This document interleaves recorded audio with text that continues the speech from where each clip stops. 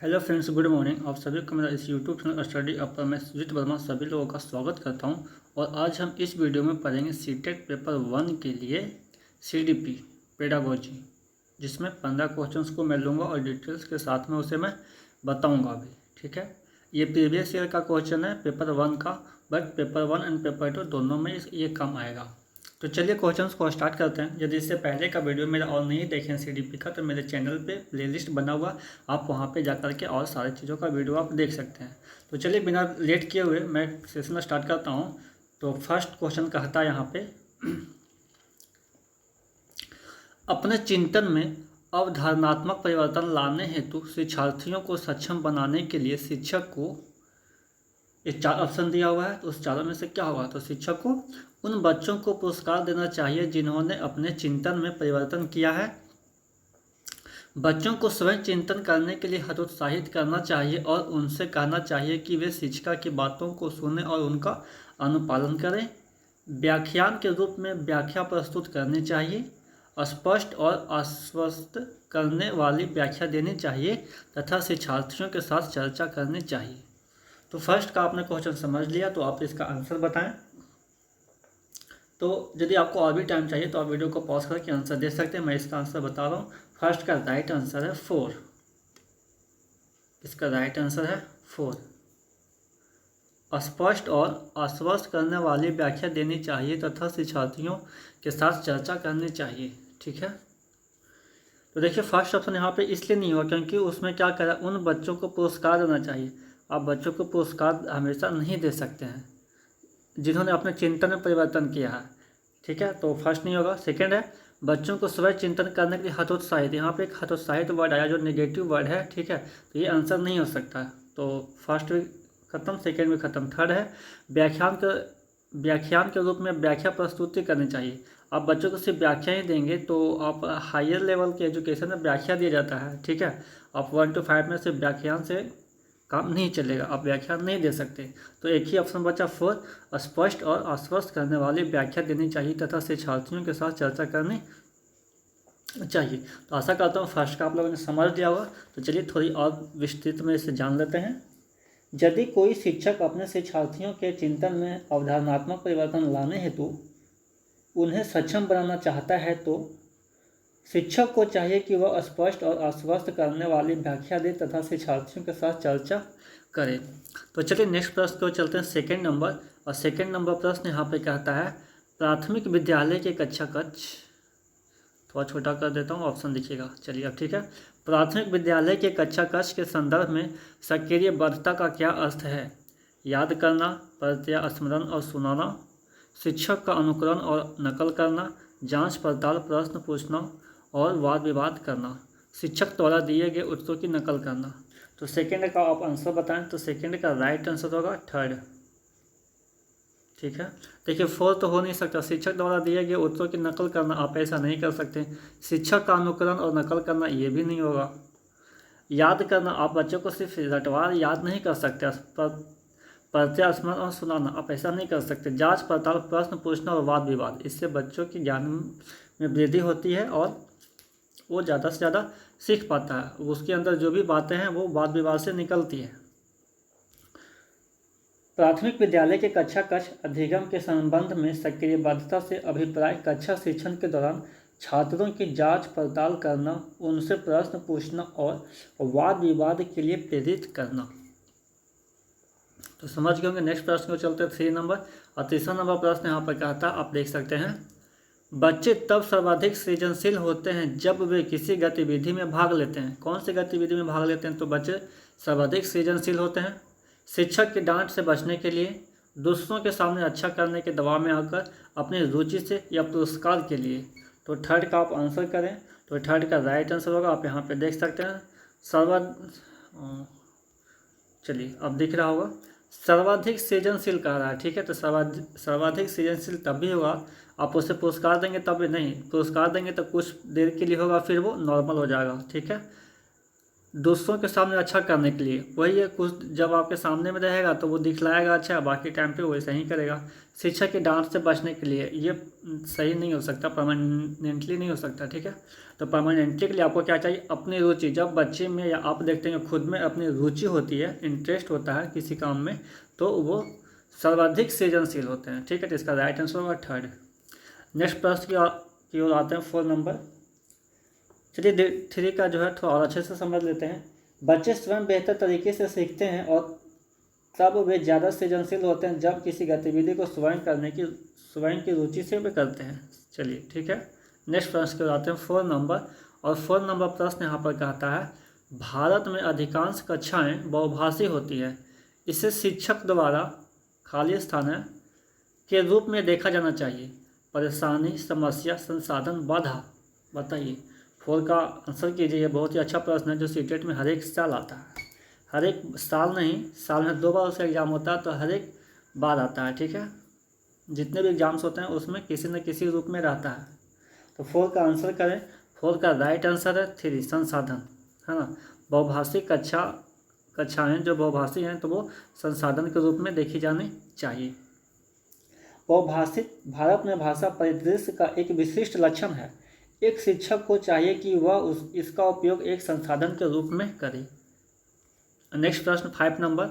और 5 नंबर प्रश्न यहाँ पर कहता है, शिक्षार्थियों द्वारा की गई गलतियाँ और त्रुटियाँ बच्चों को कमजोर अथवा उत्कृष्ट चिन्हित करने के अच्छे अवसर हैं। शिक्षक और शिक्षार्थियों की असफलता के सूचक है। उनके चिंतन को समझने के अवसर के रूप में देखी जानी चाहिए। कठोरता से निपटाई जानी चाहिए। तो 5 का आंसर करें आप। 5 का राइट आंसर होगा 3, ठीक है। उनके चिंतन को समझने के अवसर के रूप में देखी जानी चाहिए, ठीक है। शिक्षार्थियों के द्वारा की गई गलती, यदि कोई आपका है विद्यार्थी, ठीक है, वो कोई गलती करता है तो उसके चिंतन को समझने के अवसर के रूप में देनी चाहिए। ये नहीं कि बच्चे को कमजोर अथवा उत्कृष्ट चिन्हित करने के अवसर, नहीं, बिल्कुल नहीं। शिक्षक और शिक्षार्थियों की असफलता के सूचक, बिल्कुल नहीं, आप उसे असफल नहीं कर सकते या नहीं मान सकते हैं। कठोरता से निपटाई जानी चाहिए, बिल्कुल नहीं, आप ऐसा नहीं कर सकते। तो राइट आंसर होगा 3, उनके चिंतन को समझने के अवसर के रूप में देखी जानी चाहिए। शिक्षार्थियों द्वारा की जाने वाली गलतियों और त्रुटियों को उनके चिंतन के समझने के अवसर के रूप में देखा जाना चाहिए, ठीक है। 6 नंबर क्वेश्चन यहाँ पर कहता है, खाली स्थान है उसको भरना है, वहाँ पे क्या आएगा, स्किनर, जूंग, पेवलॉव या पियाजे। ये चारों में से कौन सा ऑप्शन आएगा, जो भी ऑप्शन आए के विचार से बच्चे सक्रिय ज्ञान निर्माता तथा नन्हे वैज्ञानिक हैं जो संसार के बारे में अपने सिद्धांतों की रचना करते हैं। जैसे ही यहाँ पे आया नन्हे वैज्ञानिक, तो आपको याद आ गया होगा कि किस वैज्ञानिक ने बच्चे को नन्हे वैज्ञानिक कहा है। आप लोगों ने ये सब पढ़ लिए होंगे, ठीक है। जैसे स्किनर, यूंग, पेवलॉव, पियाजे। यदि आप लोगों ने नहीं पढ़ा है तो आप मुझे कमेंट करेंगे तो मैं इस पर क्लास के मैं सेशन में वीडियो बना दूंगा, ठीक है। मैं क्लास दे दूंगा इस पर, एक सेशन का मैं वीडियो इस पर बना दूंगा। तो बताइए क्या आंसर होगा 6 का। तो 6 का राइट आंसर होगा 4, पियाजे, ठीक है। यानी पियाजे नहीं कहा है, पियाजे के विचार से बच्चे सक्रिय ज्ञान निर्माता तथा उन्हें नन्हे वैज्ञानिक हैं जो संसार के बारे में अपने सिद्धांतों की रचना करते हैं, ठीक है। राइट आंसर क्या, 4, पियाजे। नेक्स्ट प्रश्न की ओर चलते हैं, 7 नंबर। और 7 नंबर प्रश्न यहाँ पर कहता है, जिसका आंसर बहुत ही ध्यान से दीजिएगा। बाल केंद्रित शिक्षा शास्त्र का अर्थ है क्या है। बच्चों को नैतिक शिक्षा देना, बच्चों को शिक्षा का अनुगमन और अनुकरण करने के लिए कहना, बच्चों की अभिव्यक्ति और उनकी सक्रिय भागीदारी को महत्व देना, बच्चों को पूर्ण रूप से स्वतंत्रता देना। तो बाल केंद्रित शिक्षा शास्त्र का क्या अर्थ है, आपने क्या जाना, बाल केंद्रित के बारे में आपने अभी तक क्या सीखा है, बताइए, आंसर करें। 7 का आंसर करें। तो 7 का राइट आंसर है 3, बच्चों की अभिव्यक्ति और उनकी सक्रिय भागीदारी को महत्व देना। बाल केंद्रित शिक्षा का अर्थ यही है, ठीक है। बाल केंद्रित शिक्षा शास्त्र से हमारा तात्पर्य बच्चों की अभिव्यक्ति और उनकी सक्रिय भागीदारी को महत्व देने से है। 6 प्रश्न पे आते हैं, ठीक है। यहाँ पे आप लोगों ने समझ लिया था कि इसका राइट आंसर क्या होगा, पियाजे, ठीक है। तो बच्चे सक्रिय ज्ञान निर्माता तथा उन्हें वैज्ञानिक हैं, नन्हे वैज्ञानिक हैं। बच्चे सक्रिय ज्ञान निर्माता तथा नन्हे वैज्ञानिक हैं जो संसार के विषय में अपने सिद्धांतों की रचना करते हैं। उपरोक्त विचार का संबंध प्रसिद्ध बाल मनोवैज्ञानिक पियाजे से है। ठीक है, चलिए नेक्स्ट प्रश्न को आते हैं। 8 नंबर प्रश्न और 8वां नंबर प्रश्न कहता है, जटिल परिस्थिति को संसाधित करने में शिक्षक बच्चों की सहायता कर सकता है। प्रतियोगिता को बढ़ावा देकर और सबसे पहले कार्य पूरा करने वाले बच्चे को पुरस्कार देकर, कोई भी सहायता न देकर जिससे बच्चे अपने आप निर्वाह करना सीखें, उस पर एक भाषण देकर, या कार्य को छोटे हिस्सों में बांटने के बाद निर्देश लिखकर। तो 8 का आप आंसर करें। 8 का राइट आंसर होगा, बताइए 4। कार्य को छोटे हिस्सों में बांटने के बाद निर्देश लिखकर। ठीक है, जटिल परिस्थिति को संसाधित करने में शिक्षक कार्य को छोटे हिस्सों में बांटने के बाद निर्देश लिखकर बच्चों की सहायता कर सकते हैं। यानी जो कार्य है, ठीक है, तो आप उसे छोटे हिस्सों में बांटें। ठीक है, चलिए नेक्स्ट प्रश्न को चलते हैं। 9 नंबर और 9 नंबर प्रश्न यहाँ पर कहता है, शिक्षार्थियों से यह अपेक्षा करना कि वे ज्ञान को उसी रूप में पुनः प्रस्तुत कर देंगे जिस रूप में उन्होंने उसे ग्रहण किया है, अच्छा है, क्योंकि यह शिक्षक के लिए आकलन में सरल है। एक प्रभावी आकलन युक्ति है। समस्यात्मक है, क्योंकि व्यक्ति अनुभवों की व्याख्या करते हैं और ज्ञान को ज्यों का त्यों पुनः उत्पादित नहीं करते। अच्छा है, क्योंकि जो भी हमारे मन में है हम उसे रिकॉर्ड करने लगते हैं। तो 9 का आंसर करें। 9 का राइट आंसर है 3। समस्यात्मक है, क्योंकि व्यक्ति अनुभवों की व्याख्या करते हैं और ज्ञान को ज्यों का त्यों पुनः उत्पादित नहीं करते हैं। यानी देखिए क्वेश्चन क्या कहता है, मैं इसे थोड़ा नीचे कर देता हूँ। शिक्षार्थियों से यह अपेक्षा करना कि वे ज्ञान को उसी रूप में पुनः प्रस्तुत कर देंगे जिस रूप में उन्होंने उसे ग्रहण किया है। तो ये क्या है, समस्यात्मक है, क्योंकि व्यक्ति अनुभवों की व्याख्या करते हैं और ज्ञान का ज्यों का त्यों पुनः उत्पादित नहीं कर सकते। अनुभव जो एक्सपीरियंस है उसी का ना व्याख्या करेगा। चलिए देखिए यहाँ पे, व्यक्ति ज्ञान को ज्यों का त्यों पुनः उत्पादित नहीं करते क्योंकि उसमें अनुभवों का मिश्रण हो जाता है। अतः शिक्षार्थियों से अपेक्षा करना कि वे ज्ञान को उसी रूप में प्रस्तुत करें जिस रूप में उन्होंने उसे ग्रहण किया था, यह जो है वो एक समस्यात्मक है। ठीक है, यानी जैसे हम बच्चों को सिखाएं और सेम टू सेम चाहते हैं कि बच्चा को जैसे हम सिखाएं वैसे ही करें, तो वैसा नहीं होता, क्योंकि वो मिक्स हो जाता है। ठीक है, उसका अनुभव और ज्ञान जो है वो मिक्स हो जाता है। ठीक है, तो एक समस्यात्मक है, जैसा आप चाहते हैं वैसा वो नहीं कर सकता। आप भी नहीं कर सकते यदि आपको कोई सिखाए और आपसे वही वो अपेक्षा करे। नेक्स्ट प्रश्न 10 नंबर प्रश्न यहाँ पर कहता है, जब शिक्षार्थियों को समूह में किसी समस्या पर चर्चा का अवसर दिया जाता है तब उनके सीखने का वक्र क्या रहता है? बेहतर होता है, स्थिर रहता है, अवनत होता है, समान रहता है? 10 का आंसर करें। 10 का राइट आंसर है फर्स्ट, बेहतर होता है। ठीक है, जब शिक्षार्थियों को समूह में किसी समस्या पर चर्चा का अवसर दिया जाता है तब उनके सीखने का वक्र बेहतर होता है। स्थिर रहता है, बिल्कुल नहीं। समान रहता है, बिल्कुल नहीं। अवनत होता है, बिल्कुल नहीं। नेक्स्ट प्रश्न को आते हैं 11 नंबर और 11 नंबर प्रश्न यहाँ पर कहता है, विकास की गति एक व्यक्ति से दूसरे में भिन्न होती है किंतु यह एक खाली स्थान यहाँ पे भरना नमूने का अनुगमन करती है। कौन सा नमूना का? एड़ी से चोटी, अव्यवस्थित, अप्रत्याशित, क्रमबद्ध और व्यवस्थित। 11 का आंसर करें। 11 का राइट आंसर होगा आपका 4, क्रमबद्ध और व्यवस्थित। ठीक है, इसका राइट आंसर है 4, क्रमबद्ध और व्यवस्थित। शिक्षण अधिगम प्रक्रिया में विकास की गति एक व्यक्ति से दूसरे में भिन्न होती है। यह एक क्रमबद्ध और व्यवस्थित नमूने का अनुगमन करती है। एड़ी से चोटी नहीं, अप्रत्याशित नहीं और अव्यवस्थित नहीं। ठीक है, इसका राइट आंसर है 4, क्रमबद्ध और व्यवस्थित। नेक्स्ट प्रश्न को चलते हैं 12 नंबर और 12 नंबर प्रश्न यहाँ पर कहता है, विकास के लिए निम्नलिखित में से कौन सा एक उचित है? विकास जन्म के साथ प्रारंभ होता है और समाप्त होता है।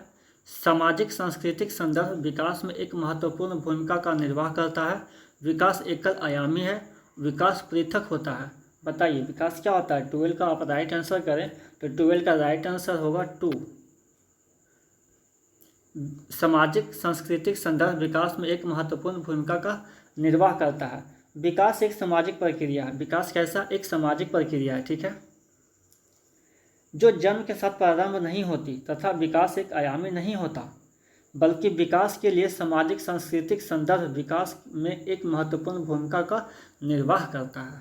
चलिए नेक्स्ट प्रश्न की ओर आते हैं। 13 नंबर प्रश्न यहाँ पर कहता है, व्यक्तियों में एक दूसरे से भिन्नता क्यों होती है? वातावरण के प्रभाव के कारण, जन्मजात विशेषताओं के कारण, वंशानुक्रम और वातावरण के बीच अन्योन्य क्रिया के कारण, प्रत्येक व्यक्ति को उसके माता पिता से जीनों का भिन्न समुच्चय प्राप्त होने के कारण। 13 का आप आंसर करें। ठीक है, CDP है, पेडागोजी है, जितना आप इसको प्रैक्टिस करेंगे उतना ही अंदर आपका एक्सपीरियंस होगा तो आप सही आंसर कर सकते हैं। ऐसे आप राइट के या याद करके या सिर्फ थ्योरी पढ़ के आंसर नहीं कर सकते। जितना ज़्यादा आप क्वेश्चंस को प्रैक्टिस करेंगे आप उतना बेहतर करेंगे। तो ज़्यादा से ज़्यादा बेहतर करने के लिए ज़्यादा से ज़्यादा क्वेश्चन का प्रैक्टिस करें। जितना बढ़िया प्रैक्टिस उतना बेहतर आप रिजल्ट लाएंगे। तो चलिए 13 का आप क्वेश्चन करें। आप हमारे चैनल से जुड़े रहें। यदि आप मेरे चैनल पर नए तो चैनल को सब्सक्राइब करें, बेल आइकन को प्रेस करें और आप अच्छा लगा वीडियो तो वीडियो को लाइक करें। तो 13 का राइट आंसर होगा 3। इसका राइट आंसर है 3। वंशानुक्रम और वातावरण के बीच अन्योन्य क्रिया के कारण। व्यक्तियों में एक दूसरे से भिन्नता क्यों होती है? तो वंशानुक्रम और वातावरण के बीच अन्योन्य क्रिया के कारण। वंशानुक्रम जहां हमें विकसित होने की क्षमता प्रदान करता है, वहीं वातावरण इन क्षमताओं को विकसित होने से अवसर प्रदान करता है। ध्यान से इसे समझिएगा, बहुत इंपॉर्टेंट है ये। अतः व्यक्तियों में एक दूसरे से भिन्नता वंशानुक्रम और वातावरण के बीच अन्योन्य क्रिया के कारण होती है। नेक्स्ट प्रश्न 14 नंबर, और 14 नंबर प्रश्न यहाँ पर कहता है, बच्चे के समाजीकरण में परिवार डैश भूमिका निभाता है। एक डैश की जगह पे खाली स्थान में क्या आएगा? कम महत्वपूर्ण, रोमांचकारी, मुख्य या गौण। तो 14 का आप आंसर करें। 14 का राइट आंसर है 3rd। बच्चे के समाजीकरण में परिवार मुख्य भूमिका निभाता है। बच्चे के समाजीकरण में परिवार एक मुख्य मीन्स प्राइमरी भूमिका निभाता है। इंग्लिश में प्राइमरी बोलते हैं। अनेक मनोवैज्ञानिकों का मत है कि परिवार ही वह पहली संस्था है जो बच्चे को शिष्टाचार एवं नैतिक विकास की शिक्षा देकर उसे योग्य व्यक्ति बनाती है। आशा करता हूँ आप लोगों को यह क्लास अच्छा लग रहा होगा। आप मुझे कमेंट करके जरूर बताएं आपको यह सेशन कैसा लगा और क्वेश्चंस कैसे थे। ये तो प्रीवियस ईयर का क्वेश्चन है। चलिए 15 नंबर क्वेश्चन और लास्ट क्वेश्चन कहता है, निम्नलिखित में से कौन सा एक सही मिलान वाला जोड़ा है? मूल संक्रियात्मक बच्चा, साधारण एवं वर्गीकरण करने योग्य, औपचारिक संक्रियात्मक बच्चा, अनुकरण प्रारंभ, कल्पनात्मक खेल, शैशवावस्था, तर्क का अनुप्रयोग और अनुमान लगाने में सक्षम, पूर्व संक्रियात्मक बच्चा, निगमनात्मक विचार। 15 का आप आंसर करें। 15 का राइट आंसर होगा 1st। इसका फर्स्ट वाला सही है। मूल संक्रियात्मक बच्चा, साधारण एवं वर्गीकरण करने योग्य। मूल संक्रियात्मक बच्चा अधिगम प्रक्रिया में साधारण एवं वर्गीकरण करने योग्य होता है।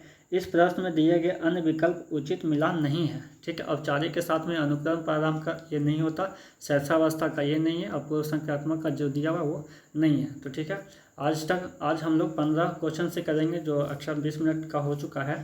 ठीक है, तो आशा करता हूँ कि आप लोगों का ये क्लास अच्छा लगा होगा। आप मुझे कमेंट करके जरूर बताएं। ठीक है, तो नेक्स्ट वीडियो में हम फिर 15 क्वेश्चंस के साथ में मिलेंगे, क्योंकि मैं 30 प्रश्न एक वीडियो में करवाऊंगा तो काफ़ी लंबा हो जाएगा। हो सके लंबा होने के कारण आप लोग पसंद ना करें। ठीक है, तो आप सभी लोगों को मेरा धन्यवाद। हमारे चैनल पर नए हैं तो चैनल को सब्सक्राइब करें और वीडियो को लाइक जरूर करके जाएँ और कमेंट जरूर से जरूर करें।